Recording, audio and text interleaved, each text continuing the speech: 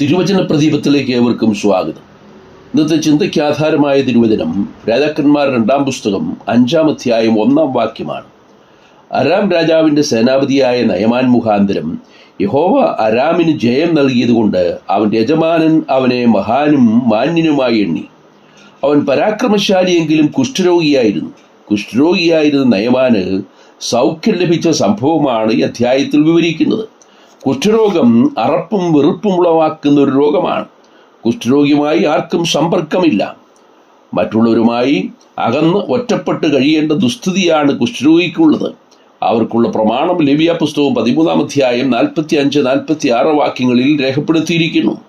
വടുവുള്ള കുഷ്ഠരോഗിയുടെ വസ്ത്രം കീറിക്കളയണം, അവൻ്റെ തല മൂടാതിരിക്കണം, അവൻ അധരം മൂടിക്കൊണ്ടിരിക്കുകയും അശുദ്ധൻ അശുദ്ധനെന്ന് വിളിച്ചു പറയുകയും വേണം.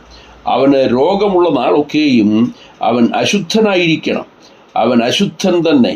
അവൻ തനിച്ചു പാർക്കണം. അവൻ്റെ പാർപ്പ് പാളയത്തിന് പുറത്തായിരിക്കണം. ഇങ്ങനെ ജീവിതകാലം മുഴുവൻ ഏകാന്തതയുടെ തടവറയിൽ കഴിയേണ്ട കുഷ്ഠരോഗിയുടെ അവസ്ഥ പരമദയനീയമാണ്. അങ്ങനെയുള്ള ഒരു കുഷ്ഠരോഗിയായിരുന്നു നയമാൻ. അവൻ അരാം രാജ്യത്തിന് ജയം ലഭിക്കുവാൻ കാരണമായതുകൊണ്ട് അരാം രാജാവ് അവനെ മഹാനും മാന്യനുമായി എണ്ണി. എന്നാൽ അവൻ്റെ സർവമഹത്വത്തിനും അപമാനം വരുത്തുന്നതായിരുന്നു അവനെ ബാധിച്ചിരുന്ന കുഷ്ഠരോഗം. അത് മാറാരോഗമായി കണക്കാക്കിയിരുന്നു. അതിൽ വിടുതൽ ലഭിക്കുന്നത് അത്ഭുതകരമായ ദൈവപ്രവൃത്തിയിലൂടെ മാത്രമാണ്.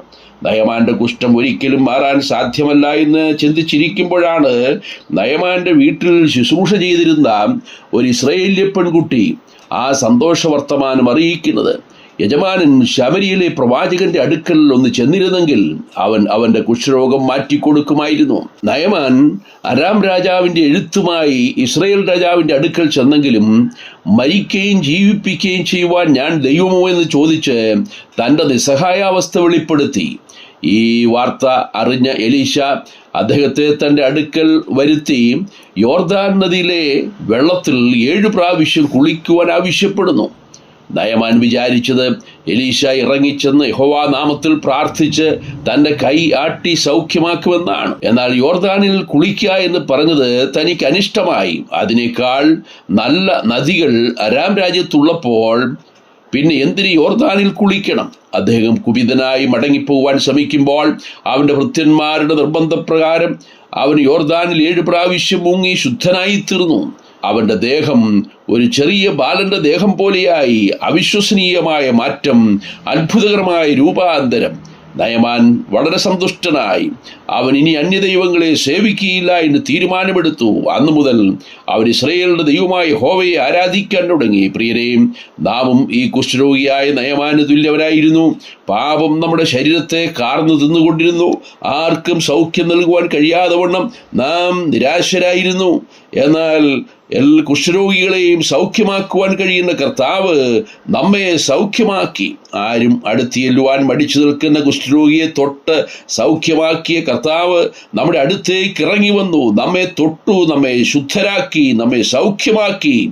ഇന്ന് നമ്മുടെ സ്ഥാനം പാളയത്തിന് പുറത്തല്ല, ആലയത്തിനുള്ളിലാണ്. നിന്റെ ആലയത്തിൽ വസിക്കുന്നവർ ഭാഗ്യവാന്മാർ, അവർ നിന്നെ നിത്യം സ്തുതിച്ചു കൊണ്ടിരിക്കുമെന്ന് വായിക്കുന്നത് പോലെ ഇന്ന് നമുക്ക് ദൈവത്തെ സ്തുതിക്കുവാൻ കഴിയും. നമ്മുടെ ഏകാന്തത മാറ്റിയ, നമ്മെ ശുദ്ധരാക്കിയ നമ്മുടെ കർത്താവിന് നമ്മുടെ അധരം മൂടാതെ തന്നെ അധരം തുറന്ന് ദൈവത്തിന് സ്തുതി അർപ്പിക്കുവാൻ കഴിയും. ഞാൻ യഹോവയെ എല്ലാ കാലത്തും വാഴ്ത്തും, അവൻ്റെ സ്തുതി എപ്പോഴും എൻ്റെ നാവിന്മേലിരിക്കും. ഇതിനെല്ലാം മുഖാന്തരമായി തീർന്നത് കർത്താവ് നാം ആയിരുന്ന സ്ഥാനത്തേക്ക് ഇറങ്ങി വന്നു എന്നുള്ളതാണ്. കർത്താവ് നമ്മുടെ പാപത്തിൻ്റെ ശിക്ഷ ഏറ്റെടുത്തുകൊണ്ട് പാളയത്തിൻ്റെ പുറത്ത് കഷ്ടമനുഭവിച്ചു. ഒരു കുഷ്ഠരോഗിയുടെ സ്ഥാനത്തേക്ക് കർത്താവ് കടന്നു വന്നു.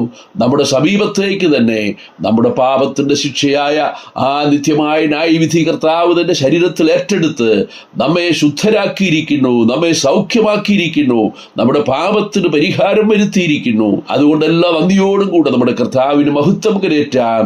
കർത്താവിൻ്റെ നാമം ഇന്ന് വന്നേക്കും മഹത്വപ്പെടുമാറാകട്ടെ. സ്വർഗീയ പിതാവേ, ഞങ്ങളും പാപമാകുന്ന കുഷ്ഠം ബാധിച്ച് പാളയത്തിന് പുറത്ത് അശുദ്ധർ എന്ന് പറഞ്ഞ് കഴിഞ്ഞവരായിരുന്നല്ലോ. എന്നാൽ ഞങ്ങളുടെ സ്ഥാനത്ത് ഞങ്ങളുടെ കർത്താവ് ഞങ്ങൾക്ക് വേണ്ടി ആ പാളയത്തിന് പുറത്ത് കഷ്ടമനുഭവിച്ചത് കൊണ്ട്, ഞങ്ങളുടെ കർത്താവ് ഞങ്ങളുടെ പാപത്തിൻ്റെ ശിക്ഷ ഏറ്റെടുത്തത് കൊണ്ട് ഞങ്ങൾക്ക് ലഭിച്ച വലിയ വിടുതലായിട്ട് സ്തോത്രം. സർവ്വമഹത്വവും അങ്ങേക്ക് അർപ്പിക്കുന്നു, ക്രിസ്തുയേശുവിൻ്റെ ധന്യമായ നാമത്തിൽ തന്നെ. ആമേൻ.